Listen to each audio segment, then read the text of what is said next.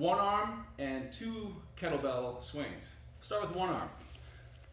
When you've got a handle on the swing, of two-handed swing, we can begin to drop a hand and swing with one arm. This movement starts to become a bit of a spiraling movement. So I'm gonna a slight rotation in my body on those back swings. If this is dicey for your back, you keep it as flat as long as you need to. But over time, as you get stronger and more able, it's naturally going to take a slight curve when you come down with one arm through your hinge. Because it's a cross-body spiraling movement, my opposite foot is going to give more power to the bell. So when I'm swinging it with my right hand, it's actually my left heel that I'm confirming power to. You may even find it feels natural for the right one to come up. So the right foot can come up just a little bit, pedal, as they call it, all together.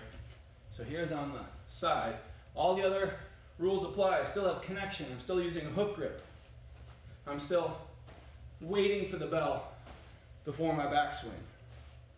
Now you notice on my transitions, certainly until you're comfortable, make sure that you transition in a way that feels safe to you. Otherwise, all transitions are done during the upswing. So on one arm swings, when you want to switch to the other hand, as the bell comes up, then the other hand comes in. And the easiest way is to turn your thumb up and then insert behind it.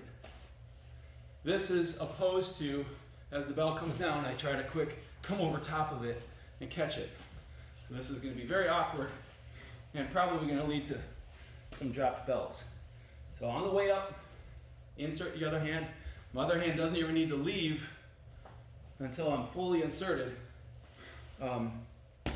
for my one arm swings. Lastly, a two kettlebell swing. Just what it sounds like.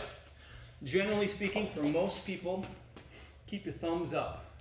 Keep your palms facing each other. And when you begin to swing, you'll need to use that straddle stance. You need space for the bell. Certainly you can get a lot closer, but don't feel like you're supposed to or you have to. Give yourself space. Still having active scaps to keep my bells coming up close to me. And then the other thing is you hear those little clink clinks, clink clinks, and you see how these bells have this nice scuffed up patina to them. They are supposed to touch. Don't try to force the bells apart thinking they're not supposed to touch, thinking you're going to have your name on one of the new chips. They're supposed to hit each other. It's okay to let them touch. Show that from the side.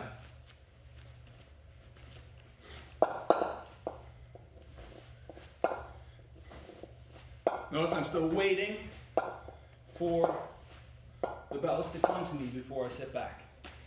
Now lastly, one of the more advanced techniques in kettlebell swinging, and all the swinging movements, is when you want the bell to come more vertical, we are going to use a softer throw and catch. And by soft, I'm going to do what I initially said don't do.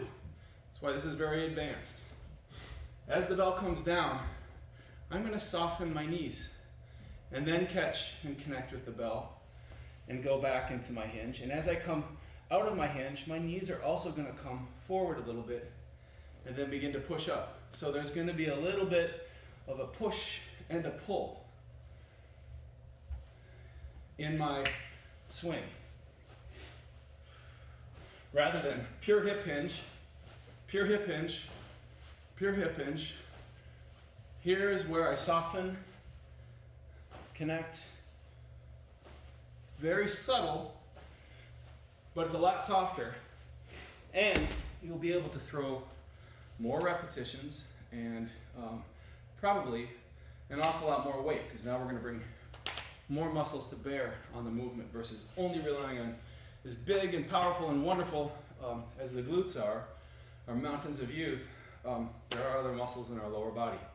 This is a very advanced technique and not one to just try to learn after you just started swinging. Swing for a long time It may just start coming on its own. I've seen this just emerge over time as someone does thousands upon thousands of sessions and swings.